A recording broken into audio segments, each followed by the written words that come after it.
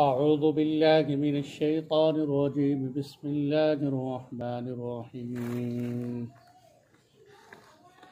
والتين والزيتون وطور سينين وهذا البلد الأمين لقد خلقنا الإنسان في أحسن تقويم ثم رددناه أسفل سافلين إلا الذين آمنوا وعملوا الصالحات فلهم أجر غير ممنون فما يكذبك بعد بالدين أليس الله بأحكم الحاكمين صدق الله العظيم.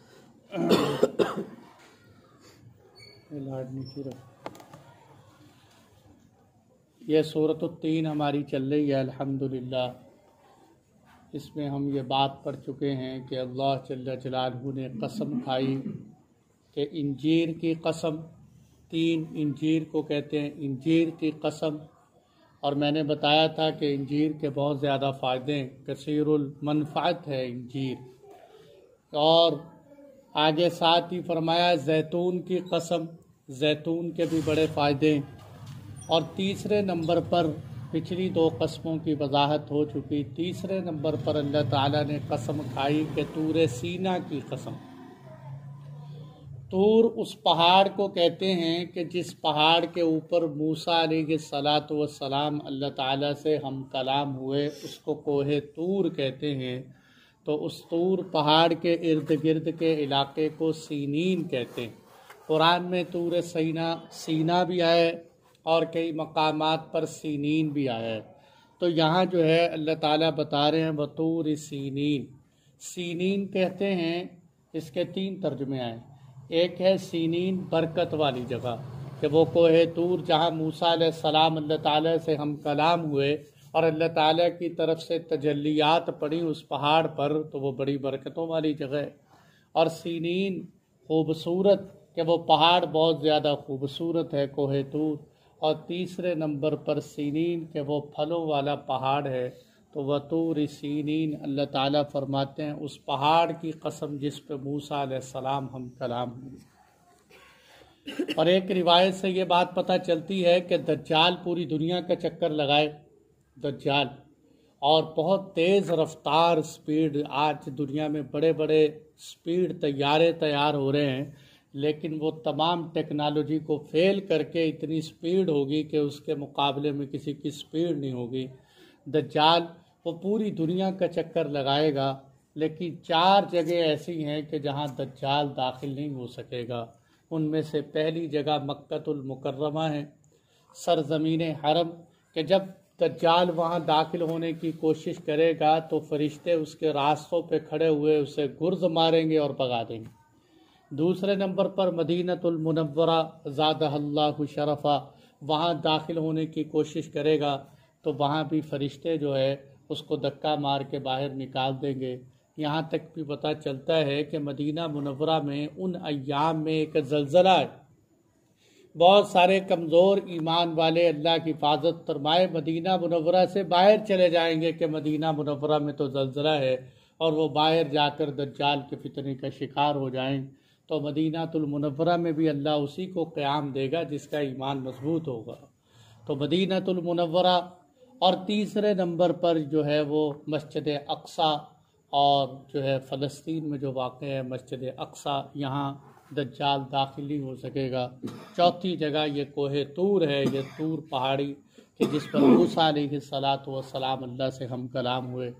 اور آگے اللہ تعالیٰ قسم کھا رہے ہیں چوتھی چیز کی، وَهَذَا الْبَلَدِ الْأَمِينَ، اس امن والے شہر کی قسم.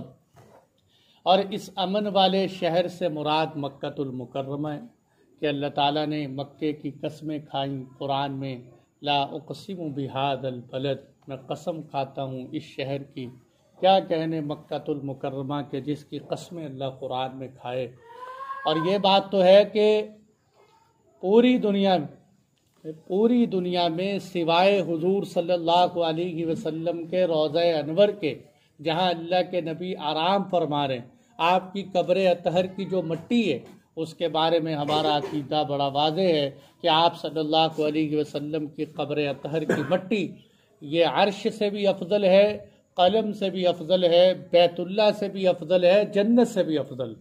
آپ صلی اللہ علیہ وسلم کے جسم کے ساتھ لگی ہوئی مٹی، اس لیے کہ حضور صلی اللہ علیہ وسلم پوری کائنات میں سب سے افضل ترین ہستی ہیں، تو آپ کے جسد اطہر سے لگنے والی مٹی بھی کائنات کی افضل مٹی ہے۔ اس کے بعد پوری روئے زمین کے اوپر سب سے افضل ترین جگہ وہ بیت اللہ ہے، سب سے افضل ترین جگہ وہ بیت اللہ ہے۔ تو اس جگہ کی اللہ تعالیٰ قسم کھا رہے، فرمایا وَهَذَا الْبَلَدِ الْأَمِينَ، اس امن والے شہر کی قسم۔ اب یہ ساری قسمیں کھانے کے بعد کیا فرمایا؟ انجیر کی قسم، زیتون کی قسم، اس امن والے طور سینا پہاڑ کی قسم، اس امن والے شہر کی قسم۔ یا اللہ آپ نے 4 قسمیں کھائیں، 4 قسمیں کھا کر آپ کیا بتانا چاہتے ہیں؟ جواب قسم کیا دینا چاہتے ہیں؟ اللہ تعالیٰ 4 قسمیں کھا کر فرماتے ہیں کہ ہم نے انسان کو بہترین خوبصورت بنا کر پیدا کیا۔ 4 قسمیں کھا کر اللہ تعالیٰ فرماتے ہیں ہم نے انسان کو خوبصورت پیرائے میں پیدا کیا، بہترین انداز پہ پیدا کیا۔ تو اندازہ کریں کہ انسان کی بنی آدم کی خوبصورتی کے لیے اللہ تعالیٰ نے 4 قسمیں کھا کر وضاحت فرمائی۔ بنی آدم کی تخلیق بڑی بہترین طریقے سے کئی مراحل میں، سب سے پہلی تخلیق جو ہوئی اس کو تخلیق جو ہے وہ مٹی سے جو تخلیق ہوئی، وہ سب سے پہلے حضرت آدم علیہ السلام کو اللہ تعالیٰ نے مٹی سے پیدا فرمایا۔ خلقہ من تراب، قرآن نے واضح کیا ہے کہ ہم نے آدم علیہ السلام کو مٹی سے پیدا کیا۔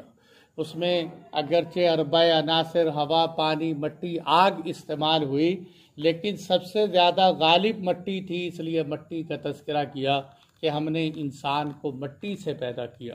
انسان کی خلقت کا دوسرا مرحلہ کیا ہے کہ اللہ تعالیٰ نے اس کو گوشت سے پیدا کیا، کہ حضرت آدم علیہ السلام کی بائیں پسلی سے اللہ تعالیٰ نے اماں حوا کو پیدا فرمایا، اور بائیں پسلی یہاں گوشت سے اللہ تعالیٰ نے انسان کی تخلیق فرمائی۔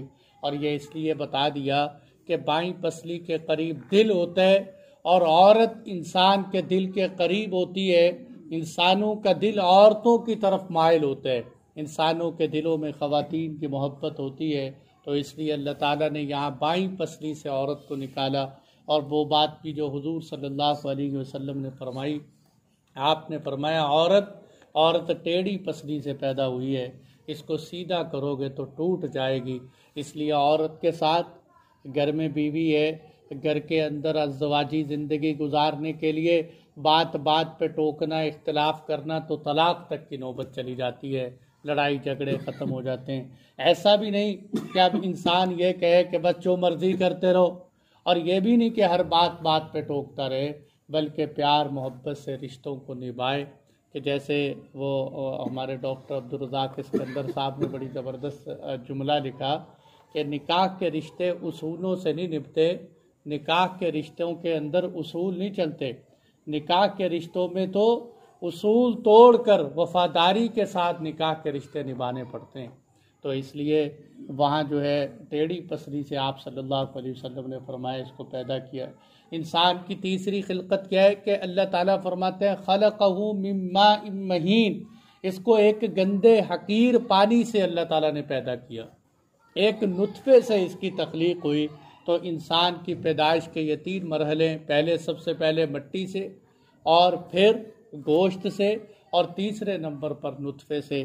اور یہ بھی عجیب بات ہے کہ انسان کی تخلیق میں اگر غور کیا جائے کہ انسان کس چیز سے پیدا ہوا ہے، تو وہ کوئی بہت قابل فخر چیز نہیں کہ جس پہ انسان اکڑے، تکبر کرے، غرور کرے، اپنے آپ کو رب اعلیٰ ہونے کے دعوے کرے، اس لیے کہ سب سے پہلی تخلیق اس کی مٹی سے ہوئی، مٹی میں عاجزی، مٹی میں۔ اسی لیے ابلیس نے کیا کہا تھا جب ابلیس سے کہا گیا کہ آدم علیہ السلام کو سجدہ کرو، کہتے یہ تو مٹی سے پیدا ہوئے ہیں، میں آگ سے پیدا ہوا ہوں، آگ میں تکبر اور غرور ہوتا ہے، اور مٹی تو ہمیشہ نیچے پڑی رہتی، مٹی کے اوپر ہزاروں انسان چلتے ہیں، کبھی مٹی نے کہا میرے اوپر کیوں چلتے ہو؟ مٹی میں عاجزی انکساری ہوتی ہے، تو اس لیے انسان کے اندر بھی عاجزی انکساری ہونی چاہیے کہ مٹی سے بنے ایک دن مٹی ہو جائیں، مٹی سمجھ کر انسان اپنے آپ کو زندگی گزارے، آگ کے شعلوں کی طرح غرور اور تکبر میں نہ جائے کہ یہ شیطان کی صفت ہے۔ تو پہلے نمبر پر انسان کی خلقت مٹی سے۔ اچھا، دوسرے نمبر پر اگر ہم دیکھیں کہ یہ جو انسان گندے نطفے سے، ایک حقیر منی کے نطفے سے اللہ تعالیٰ نے پیدا کیا، یہ بتانے کے لیے کہ انسان اپنی پیدائش کو سوچنا، اکڑنا نہ، غرور نہ کرنا، تکبر نہ کرنا، کیونکہ تجھے سونے کے پانی سے نہیں، لولو اور مرجان سے نہیں تجھے بنایا گیا، اللہ تعالیٰ نے تجھے ایک پانی کے قطرے سے پیدا کیا ہے۔ تو یہ انسان کی تخلیق میں اب دیکھیے، اندازہ کیجئے، اللہ تعالیٰ فرماتے ہیں کہ اے انسان، ہم نے تجھے خوبصورت بنایا۔ خوبصورت انسان کو کیسا بنایا کہ قرآن مجید میں اللہ تعالیٰ نے انسان کی تخلیق کے کئی الفاظ استعمال فرمائے۔ اقرأ بسم ربک الذی خلق، خلق الانسان من علق، وَلَقَدْ خَلَقْنَا الْإِنسَانَ مِنْ سُلَالَةٍ مِّن طِينٍ ثُمَّ جَعَلْنَاهُ نُطْفَةً فِي قَرَارٍ مَّكِينٍ ثُمَّ خَلَقْنَا النُّطْفَةَ عَلَقَةً فَخَلَقْنَا الْمُضْغَةَ عِظَامًا فَكَسَوْنَا الْعِظَامَ لَحْمًا ثُمَّ أَنشَأْنَاهُ خَلْقًا آخَرَ فَتَبَارَكَ اللَّهُ أَحْسَنُ الْخَالِقِينَ۔ اللہ تعالیٰ فرماتے ہیں ہم نے تجھے مٹی سے نطفہ بنایا، پھر نطفے سے تیرا لوتھڑا بنایا، پھر لوتھڑے سے تیرا گوشت اور تیری ہڈیاں بنی، اور پھر تیری ہڈیوں کے اوپر ہم نے گودا چڑھایا اور تجھے ایک بہترین انسان بنایا۔ ایک ڈاکٹر تھے بہت ماہر، اور وہ زچہ بچہ کے جو ہے بڑے اسپیشلسٹ تھے، لوگ ان کی کتابیں پڑھتے تھے کیونکہ اس معاملے میں ان کا بڑا تجربہ تھا، لیکن وہ غیر مسلم تھے۔ انہوں نے کسی عالم سے یا کہیں اخبارات میں قرآن کی آیت سنی جو میں نے آپ کو سنائی کہ انسان نطفہ تھا، جو ہے مٹی تھا، پھر نطفہ بنا، پھر نطفے سے لوتھڑا بنا، پھر ہڈیاں بنی۔ جب قرآن کی آیت سنی تو سن کے ایک عالم کے پاس گیا اور جا کر کہنے لگا کہ بھائی مجھے اس قرآن کی آیت کا ترجمہ اور تفسیر کر کے بتاؤ۔ تو عالم نے ان کو ترجمہ اور تفسیر کر کے جب بتایا، وہ کہنے لگا بھائی یہ جس پیغمبر پر یہ قرآن نازل ہوا تھا کیا وہ ڈاکٹر تھے؟ وہ بہت اچھے اسپیشلسٹ اور ماہر تھے؟ انہوں نے کہا نہیں، وہ تو ڈاکٹر نہیں تھے، بلکہ وہ تو نبی امی اور ان پڑھ قوم کے اندر آئے تھے، وہاں کوئی میڈیکل کالج اور وہاں کوئی ڈگریاں نہیں تھیں۔ تو وہ ڈاکٹر نے کہا پھر پتہ چلتا ہے کہ یہ کسی اور ہستی کی طرف سے کلام آیا ہے، اور یہ سمجھ کر وہ اسی وقت مسلمان ہو گئے۔ انہوں نے کہا ہم نے بڑی بڑی کتابیں پڑھ کے جس نتیجے پہ پہنچے وہ اللہ نے کئی سو سال پہلے قرآن میں بتا دیا کہ ہم نے انسان کو نطفے سے بنایا، پھر یہ تخلیق کی۔ تو وہ قرآن کی ان آیتوں پر غور کر کے مسلمان ہوں۔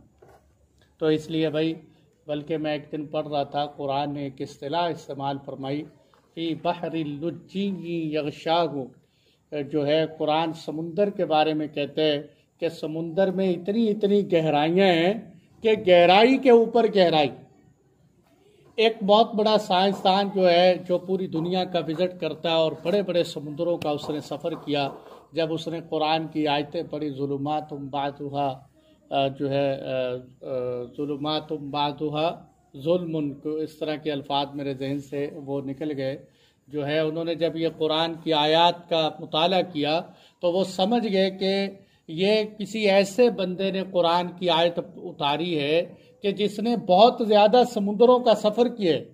جب ان کو بتایا گیا کہ بھئی یہ سمندروں کا سفر، اللہ کے نبی نے تو ساری زندگی سمندر کا سفر ہی نہیں کیا، پھر وہ سمجھ گیا کہ واقعتاً یہ قرآن اللہ کی طرف سے آئی ہوئی سچی کتاب ہے۔ تو قرآن نے اس طرح بنی آدم کی خلقت بیان کی، اور اندازہ کیجئے کہ انسان کو کتنا خوبصورت بنایا کہ پوری روئے زمین پر سب سے زیادہ مخلوقات میں خوبصورت ترین انسان، بڑے بڑے جانور، حیوانات، گھوڑے، جن کو انسان بہادری، شجاعت، جرت میں تشبیہ دیتے ہیں، بڑے بڑے آپ جانوروں کو دیکھیں، ان کی آنکھیں دیکھیں، ان کے دانت دیکھیں، ان کے ناخن دیکھیں، اور انسان اپنے وجود پر نظر ڈالے تو اس کو پتہ چلتا ہے کہ اللہ نے اسے کتنا خوبصورت بنایا ہے۔ اور انسان دیکھیں، جتنے بھی بڑے سے بڑے جانور ہیں جھک کر کھانا کھاتے ہیں، جھک کر پانی پیتے ہیں، کبھی آپ نے دیکھا ہو کہ کوئی جانور نیچے سے کھانا اٹھا کے اوپر رکھے پھر کھائے؟ نہیں، ساری دنیا کے جانور جھک کر کھانا کھاتے ہیں، جھک کر پانی پیتے ہیں، یا پانی کی طرف ان کو جانا پڑتا ہے، لیکن انسان ہے کہ انسان کی طرف کھانا اٹھ کے آتا ہے۔ اس کی قد و قامت اور اس کی آنکھیں، اس کے ہونٹ، یہ پوری اپنے جسم پر وجود پر نظر ڈالے تو اللہ تعالیٰ نے اس کو اتنا خوبصورت بنایا، اتنا خوبصورت بنایا کہ اس کی خوبصورتی کا اندازہ اس سے لگائیں کہ اللہ تعالیٰ فرماتے ہیں میں نے جب ساری دنیا کو بنایا، ساری دنیا کو بنایا تو میں نے کہا کن ہو جا، اللہ نے ایک حکم دیا۔ جب اللہ تعالیٰ نے فرمایا نا کن ہو جا تو زمین بن گئی، آسمان بن گیا، سورج چاند ستارے بن گئے، پوری دنیا کا فلکیات کا نظام بن گیا، نہر سمندر کا جال بچھ گیا۔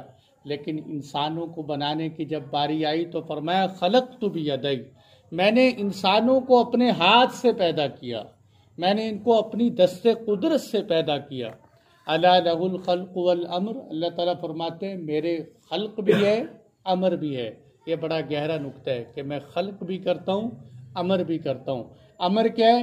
انما امرہ اذا اراد شیئا ان یقول لہ کن فیکون، امر حکم دیا کہ ہو جاؤ تو پوری روئے زمین بن گئی۔ لیکن جب خلق کی باری آئی تو فرمایا میں نے انسانوں کو پیدا کیا، رفتہ رفتہ پیدا کیا، آہستہ آہستہ ترتیب سے پیدا کیا۔ اور کیسا پیدا کیا کہ قرآن میں کیا اللہ تعالیٰ نے فرمایا لقد خلقنا الانسان، اپنی طرف نسبت کی اور قد کے اوپر لام ڈال دیا کہ تحقیق ہم نے انسان کو خوبصورت پیدا کیا۔ انسان کی خوبصورتی کی نسبت اللہ تعالیٰ نے اپنی طرف کی۔ وہ ایک دفعہ نا وہ قصہ یاد آ گیا اس سے، خلیفہ منصور عباسی ایک بادشاہ تھے، خلیفہ منصور عباسی، ان کے دربار میں ایک عیسیٰ بن موسیٰ ان کے خلیفہ تھے، ان کے نائب تھے اس وقت کے۔ ان کو اپنی بیوی سے بڑی عقیدت اور محبت تھی۔ رات کو کہیں ان کی بیوی نے کوئی جو ہے ناراضگی والا کام کیا تو انہوں نے جذبات میں آ کے اپنی، اس وقت کے لوگ عجیب طریقے سے طلاقیں دیتے تھے، انہوں نے اپنی بیوی سے غصے میں آ کے کہا کہ اگر تو چاند سے زیادہ خوبصورت نہ ہوئی تو تجھے 3 طلاق، اگر تو چاند سے زیادہ خوبصورت نہ ہوئی تو تجھے 3 طلاق۔ اب عورت نے دوپٹہ اٹھایا، کپڑے اٹھائے، ساتھ والے کمرے میں، بھائی چاند سے زیادہ خوبصورت کون ہو سکتا ہے؟ چاند تو پوری دنیا کو روشن کرتا ہے، عورت ایک کمرے کو روشن نہیں کر سکتی، میں کہاں چاند سے زیادہ خوبصورت ہو سکتی ہوں؟ چاند سے تو لوگ روشنیوں کو، خوبصورتیوں کو تشبیہ دیتے ہیں۔ صبح کو پریشان ہو کے جب خلیفہ منصور کے دربار میں پہنچے تو خلیفہ منصور نے کہا جاؤ مفتیان کرام سے فتویٰ لو۔ وہ مختلف مفتیان کرام کے پاس گئے، انہوں نے سب نے کہا آپ کو تو طلاق ہو چکی ہے اس لیے کہ آپ چاند سے زیادہ خوبصورت ہیں۔ لیکن پھر وہ امام ابو حنیفہ رحمۃ اللہ علیہ کے شاگردوں میں سے کسی ایک کے پاس آئے تو انہوں نے آ کے ان کو بتایا کہ بھئی میں نے رات اس طرح کہا تھا۔ انہوں نے کہا دیکھو قرآن پڑھو، قرآن میں اللہ کیا فرماتے ہیں والتین والزیتون وطور سینین وہذا البلد الامین لقد خلقنا الانسان فی احسن تقویم، کہ ہم نے انسان کو خوبصورت بنایا۔ تو اللہ تو قرآن میں کہتے ہیں ہم نے انسان کو سب سے زیادہ خوبصورت بنایا، تو چاند انسان سے زیادہ خوبصورت کیسے ہو سکتا ہے؟ اس لیے آپ کی بیوی چاند سے زیادہ خوبصورت ہے، جاؤ آپ کی بیوی کو طلاق نہیں پڑی۔ تو خلیفہ منصور نے کہا کہ بہترین بات انہوں نے کی، آپ کی بیوی کو طلاق نہیں ہوئی۔ تو یہ ہے اللہ قرآن میں کہتے ہیں ہم نے کائنات کی ہر چیز سے انسان کو خوبصورت بنایا۔ جہاں جہاں جس چیز کو دیکھو، آنکھیں اللہ پاؤں میں لگا دیتے تو انسان کیا کرتا، اور انسان کے اللہ تعالیٰ سامنے کے 2 ہونٹ ہٹا دیتا، منہ کھلا رہتا، ہر وقت باہر سے ساری گرد و غبار اندر آتی تو کیا کرتا؟ لیکن کیسا بہترین انسان بنایا۔ اور اندازہ کیجئے کہ مصور جب تصویر بناتا ہے نا، کوئی بھی مصور تصویر بناتے ہوئے آپ کو کیا کہتا ہے؟ وہ کہتا ہے بھئی یہ تصویر لے جاؤ، اس کو لیمینیشن کروا لو، اس کا فریم بنا لو، خیال کرنا اس پہ کہیں ڈسٹ اور مٹی نہ پڑ جائے، اس لیے کہ اگر فریم پہ یہاں تصویر پہ مٹی پڑ گئی تو یہ کیا ہو جائے گی، یہ تصویر کو دیمک لگ جائے گی۔ اور کہتا ہے آگ سے بچا کے رکھنا، اس لیے کہ آگ لگ گئی تو تصویر جل جائے۔ اور کیا کہتے ہیں کہ بھئی تصویر کو سیو کر کے رکھنا، اس پر جو ہے پانی نہ لگے وگرنہ تصویر کے نقوش مٹ جائیں۔ اور اسی طرح جو ہے تصویر کے اوپر ہوا نہ لگنے دینا کہ آہستہ آہستہ تصویر دھندلی ہو جائے گی، اس لیے فریم میں بنا کے رکھو، لیمینیشن۔ اب اندازہ کیجئے مصور جن 4 چیزوں سے اپنی تصویر کو بچاتا ہے، اللہ انہی 4 چیزوں سے انسان کو بناتا ہے۔ اللہ انہی 4 چیزوں سے انسان کو بناتا ہے۔ ہوا، مٹی، پانی، آگ سے ہی مصور تصویر کو روکتا ہے، اور ہوا، مٹی، پانی، آگ سے ہی اللہ انسان کو بناتے ہیں۔ مصور تصویر بناتے ہوئے اندھیرے میں نہیں بناتا، وہ کہے گا بھائی روشنی کرو میں تب تصویر بناؤں گا۔ وہ اللہ کی قدرت کے کیا کہنے، جو اندھیرے میں نہیں اندھیروں میں انسان کو پیدا کرتے ہیں۔ اندھیرے میں نہیں، کتنے اندھیروں میں انسان کی پیدائش کرتا ہے۔ مصور تصویر بناتے ہوئے سامنے ایک سیمپل، ایک نمونہ، ایک تصویر رکھ کے اس سے تصویر بناتا ہے۔ اور اللہ کی شان دیکھیے کہ اللہ تعالیٰ نے جب انسان کی تصویر بنائی تو آج پوری دنیا میں لوگ کیا کہہ رہے ہیں؟ لوگ کہتے ہیں جناب دستخط معتبر نہیں، بایو میٹرک جو ہے انگوٹھے لگوانے کا کام شروع کرو، ہر جگہ انگوٹھے لگواؤ، کیونکہ آدم علیہ السلام سے لے کر قیامت کی صبح تک انسانیت کے انگوٹھوں میں سے کسی ایک کے انگوٹھے کی لکیریں دوسرے سے جو ہے میچ نہیں کرتی، ہر انسان کے انگوٹھے کی لکیریں مختلف ہیں۔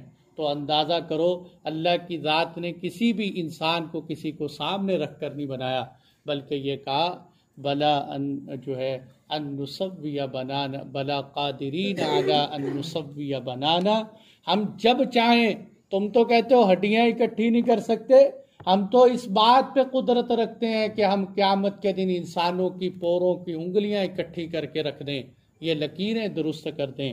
تو اللہ تعالیٰ تو اس بات پہ قدرت رکھتے ہیں۔ تو یہ دیکھیے کس طرح اللہ تعالیٰ نے انسان کو خوبصورت بنایا، اور دنیا اور انسانوں کا مقابلہ تو فرمایا لقد خلقنا الانسان فی احسن تقویم، ہم نے انسان کو خوبصورت بنایا، بہترین سانچے میں ڈالا، اور یہی 4 قسمیں کھا کر انسانیت کی خوبصورتی بیان کی۔ اور اگلی بات آپ کو کہوں، ذرا توجہ مطلوب ہوگی آپ کی، کہ یہاں انسانوں کو افضلیت کہا اس لیے کہ پوری روئے زمین میں انسانوں میں سب سے افضل ترین لوگ وہ پیغمبر ہوتے ہیں، وہ پیغمبر ہوتے ہیں، اور پیغمبروں کو اللہ نے انسانوں میں سے پیدا کیا ہے، فرشتوں اور جنوں میں سے پیدا نہیں کیا۔ تو اس وجہ سے انسان افضل ہے کہ انسانوں میں اللہ نے پیغمبروں کو پیدا کیا، اور پھر پیغمبروں میں سے بھی آخری پیغمبر حضور صلی اللہ علیہ وسلم کو پیدا فرمایا۔ تو اس لیے انسانوں کی فوقیت اور فضیلت کے لیے یہ بھی کافی ہے کہ اللہ تعالیٰ نے پیغمبروں کو انسانوں میں سے مبعوث فرمایا۔ اور یہاں میرے بھائیوں ایک بات آپ حضرات کی خدمت میں کہنا چاہتا ہوں کہ یہ میرا اور آپ کا سب کا عقیدہ ہے کہ حضور صلی اللہ علیہ وسلم پوری روئے زمین میں تمام پیغمبروں سے بھی سب سے زیادہ خوبصورت پیدا کیے گئے۔ حضور صلی اللہ علیہ وسلم کے چہرے انور پہ داڑھی تھی، اور تمام پیغمبروں کے چہروں پہ داڑھی تھی۔ اگر داڑھی کا ہونا حسن کے خلاف ہوتا تو پیغمبروں کے داڑھیاں نہ ہوتی۔ سارے پیغمبروں کا سنت عمل داڑھی ہے، اور سارے پیغمبروں کو اللہ نے خوبصورت ترین بنایا ہے۔ پیغمبروں کے چہروں پہ داڑھی کا ہونا اس سے بڑے حسن کی کوئی بات نہیں ہے۔ یہ بہت بڑا دھوکہ ہے کہ داڑھی کے ہونے سے انسان کے حسن میں کمی آ جاتی ہے۔ اللہ کی قسم حسن میں کمی نہیں آتی، تجھے انگریز نے دھوکے میں ڈال دیا۔ حسن بڑھ جاتا ہے داڑھی رکھنے سے۔ اگر حسن میں کمی آتی تو حضور کے چہرے پہ داڑھی نہ ہوتی، یوسف علیہ السلام کے چہرے پہ داڑھی نہ ہوتی، آدم علیہ السلام سے لے کر آخری پیغمبر تک سارے پیغمبروں کے چہروں پہ داڑھی تھی۔ اسی وجہ سے یہ خوبصورتی ہے۔ تو اس کو خوبصورتی کو ہم اپنانے کی کوشش کریں۔ اللہ تعالی ہم سب کو عمل کرنے کی توفیق عطا فرمائے۔ جی بھائی، کسی ساتھی کا کوئی سوال؟ مفتی صاحب کتا یا بلی رون دی کی وجوہات ہوندی ہے، کیوں روندے ہیں؟ کتا یا بلی؟ ہاں، یہ بھائی کا سوال اصل میں ایسے ہے، تھوڑا تو میں واضح کر دوں کہ ہمارے ہاں عام طور پر لوگوں میں یہ بات ذہن نشین ہو گئی ہے کہ اگر کوئی جو ہے سفر کرنے کے لیے نکلے تو راستے میں کالی بلی ان کے رستے سے گزر جائے تو کہتے ہیں جی اب سفر نہیں کرنا چاہیے، اس لیے کہ سامنے سے بلی نے راستہ کاٹ لی ہے۔ اور اگر رات کو جو ہے بلی، کالی بلی کے جو ہے نظر آ جائے یا اس کے بولنے کی آوازیں سنائی دیں تو کہتے ہیں لگتا ہے ہمارے گھر میں کوئی فوتگی ہونے والی ہے، کوئی مرگ ہونے والی ہے۔ اور یہ تو بھائی یہ جو ہے نا ہمارے پنجاب والوں نے ایسے ہی سکھوں سے بنے بنائے عقیدے اپنے اندر ٹھونس لیے، اس کا اسلام سے کوئی تعلق نہیں ہے۔ اسلام کہتا ہے اسلام میں کوئی توہمات نہیں، یہ ہمارے عقیدے اور یقین کی کمزوری۔ لوگ گھر سے نکلتے ہیں نا صبح صبح سفر کے لیے، آپ دیکھو ایک بندہ سویا ہوا ہے، اب سویا ہوا اٹھا، آدھی آنکھیں بند ہیں آدھی کھلی ہوئی ہیں، اب گھر سے باہر جو ہے نکلا، ٹھوکر لگی، کہتا لگتا ہے یار مجھے سفر نہیں کرنا چاہیے، مجھے ٹھوکر لگی۔ اور بھائی تجھے ٹھوکر اس لیے لگی کہ تو آنکھیں کھول، یہ نہیں ہے کہ تو سفر نہ کر، یہ تجھے بتایا کہ تو نشئی ابھی سویا ہوا ہے، اپنی آنکھیں کھول، تیرا سفر تب درست ہوگا۔ تو انسان اپنی غلطیوں کو کیا کرتا ہے، اپنی غلطیوں کو مستقبل کے عقائد پر فٹ کرنا شروع۔ ہاتھ پہ خارش ہو، دائیں ہاتھ پہ کہتے ہیں نوٹ آنے والے ہیں، سبحان اللہ، نوٹوں کے خیالات ہیں۔ اور جناب کبھی کھانسی آئے تو کہتے ہیں مہمان آنے والے ہیں، بائیں ہاتھ پہ خارش ہو تو جانے والے ہیں۔ تو بھائی یہ تو اس طرح کے عقائد نہیں، یہ تو کمزور ایمان کی نشانی ہے، اللہ تعالی ہماری حفاظت فرمائے۔ اور بھائی کسی کا کوئی سوال؟ موت کا ان چیزوں سے کوئی تعلق نہیں۔ جی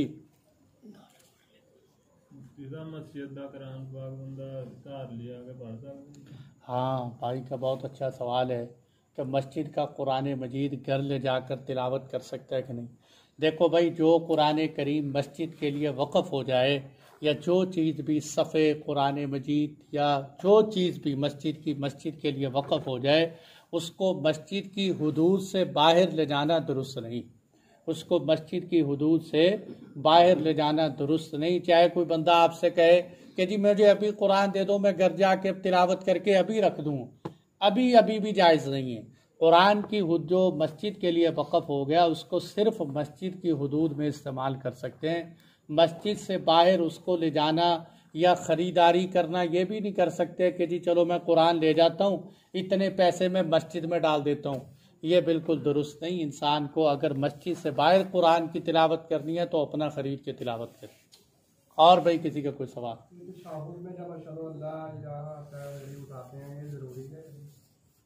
ہاں جی بھائی کا سوال ہے کہ تشہد میں جو ہم لا الہ الا اللہ پہ انگلی اٹھاتے ہیں، یہ دیکھو یہ جو لا الہ الا اللہ پہ انگلی اٹھانا ہے یہ سنت عمل، یہ جو تشہد کے موقع پر ہم جو انگلی اٹھاتے ہیں رفع سبابہ اس کو کہتے ہیں، یہ انگلی اٹھانا سنت عمل۔ لیکن انگلی اٹھانے کا طریقہ کار یہ ہوتا ہے کہ لا الہ جب کہتے ہیں ہم نفی کے کلمے لا الہ کوئی الہ نہیں، تو اس وقت انگلی اوپر اٹھاتے ہیں، الا اللہ پر انگلی نیچے کر لیتے ہیں۔ تو اس لیے جو ہے یہ اس بات اور نفی کے کلمے ہیں، یہ انگلی اٹھانا اس وقت سنت ہے، اگر کوئی نہیں بھی اٹھائے گا تو نماز اس کی بھی ہو جائے گی۔ اور بھائی کسی کا کوئی سوال؟ مفتی صاحب پرفیوم سے الکوہل استعمال ہوتا ہے، لگا کے نماز ہو جاتی ہے؟ ہاں جی پرفیوم میں کہتے ہیں الکوہل استعمال ہوتا ہے، ان کو لگانا درست ہے کہ نہیں؟ پرفیوم دیکھیں یہ بات سمجھیں کہ ایک الکوہل وہ ہوتی ہے کہ جو کھجور سے، انگور سے اور کشمش منقے سے تیار ہوتی ہے۔ یہ الکوہل اس کا یہ ناپاک ہوتی ہے، اس کا استعمال کرنا کسی بھی قسم کا درست نہیں، چاہے وہ جسم سے باہر ہو چاہے اندر ہو، یعنی نہ اس کو پینا درست ہے نہ اس کو باہر لگانا درست۔ دوسری الکوہل وہ ہوتی ہے کہ جو ان تینوں چیزوں سے ہٹ کر تیار ہوتی ہے، نہ وہ کھجور سے بنتی ہے، نہ انگور سے بنتی ہے، نہ کشمش سے بنتی ہے، بلکہ آج کل آرٹیفیشل الکوہل، کیمیائی الکوہل تیار ہوتی ہے۔ وہ الکوہل گنے سے تیار ہوتی ہے، پیٹرول سے، آلو سے اور مختلف قسم کی سبزیوں سے تیار ہوتی ہے۔ یہ جو دوسری قسم کی الکوہل ہوتی ہے یہ بڑی سستی ہوتی ہے، اس پہ اتنے خرچے بھی نہیں آتے۔ اور علماء کرام اور مفتیان کرام کی تحقیق یہ ہے کہ اس طرح کے جو پرفیوم ہیں یا سینٹ ہیں یا ایئر فریشنر ہیں، ان سب کے اندر وہ مصنوعی الکوہل استعمال ہوتے ہیں، اس وجہ سے اس کو استعمال کرنا درست ہے۔ اور اگر کوئی اپنے طور پر اس کو استعمال نہ کرے تو کوئی حرج کی بات نہیں۔ جی بھائی ہاں جی بالکل دھو سکتے ہیں، اور کہاں دھونا چاہیے؟ اور بھائی کسی کا کوئی سوال؟ سجدہ صاحب کر رہے ہیں، ہاں جی اس ٹائم یعنی جڑے مفتی ہوں انہوں نے پہلے پتا سیدھا صاحب کرنا مولوی صاحب تو اتنے احتیاط جب کریں بندہ سیدھا صاحب کر کے کرے گا احتیاط پڑھ کے سیدھا صاحب کرے گا مقتدی پیچھے. امام صاحب نے کیا کیا؟ سجدہ صاحب کیا. ہاں جی. اور مقتدی پیچھے ان کو پتہ انہوں نے پوری نہیں کی تھی. مفتی صاحب چل گئے مولوی صاحب. اچھا یعنی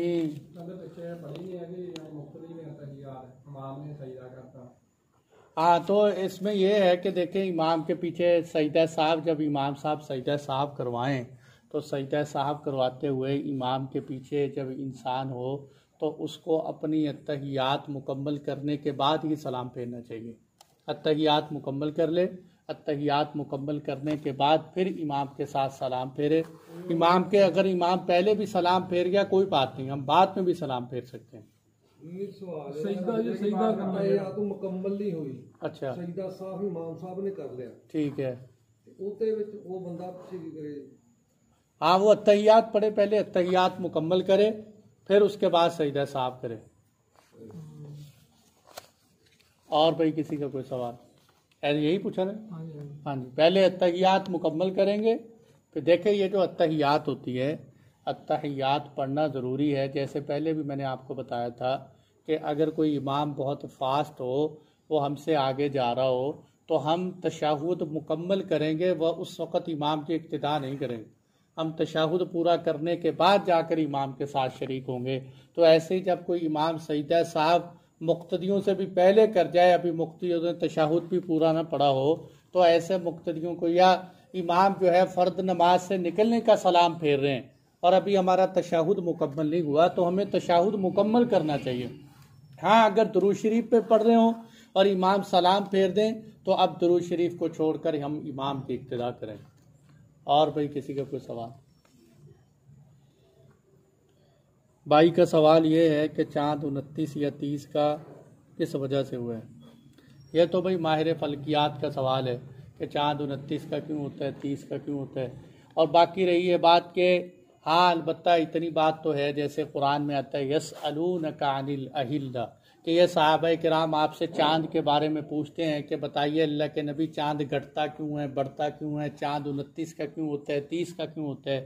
تو قرآن نے جو جواب دیا ہے وہ جواب بڑا زبردست دیا ہے. قل ہی مواقیت للناس والحج. قرآن کو جواب میں تو یہ آنا چاہیے کہ بھائی جو ہے چکر کم لگتا ہے، بڑھ جاتا ہے، آگے بادل آ جاتے ہیں، موسم یوں ہو جاتا ہے. قرآن نے کہا کہ یہ نہ سوال کرو بلکہ یہ پوچھو کہ یہ مہینے کس لیے ہوتے ہیں. یہ مہینے اس لیے ہوتے ہیں کہ ان سے حج کا پتہ چلتا ہے اور ان مہینوں کے ساتھ اور بھی بہت سارے احکامات متعلق ہیں. تو اصل بات تو یہ ہے کہ بھائی 29 کا کیوں ہوتا ہے، 30 کا کیوں ہوتا ہے، اس کی صحیح حقیقت اللہ ہی جانتے ہیں. باقی کوئی فلکیات والے جو ہیں آپس میں لمبی لمبی باتیں کرتے ہیں، کوئی کیا کہتا ہے کوئی کیا کہتا ہے، اس سے ہمیں سرقاؤ نہیں، وہ جو ہے ہم اس کے پیچھے نہیں لگتے. اور یہ بات بھی حدیث سے پتہ چلتی ہے کہ حضور صلی اللہ علیہ وسلم نے ایک دفعہ قسم کھائی. آپ نے فرمایا کہ 1 مہینے تک میں اپنی بیویوں کے قریب نہیں جاؤں. جب 29 تاریخ ہوئی تو حضور صلی اللہ علیہ وسلم اپنے گھر والوں کے پاس آئے تو گھر والوں میں سے ایک اماں جان نے کہا کہ حضور آپ کا تو ابھی مہینہ مکمل نہیں ہوا، آپ نے مہینے کی قسم کھائی. آپ نے فرمایا اسلامی مہینہ کبھی 29 کا بھی ہو جاتا ہے، کبھی 30 کا بھی ہو جاتا ہے.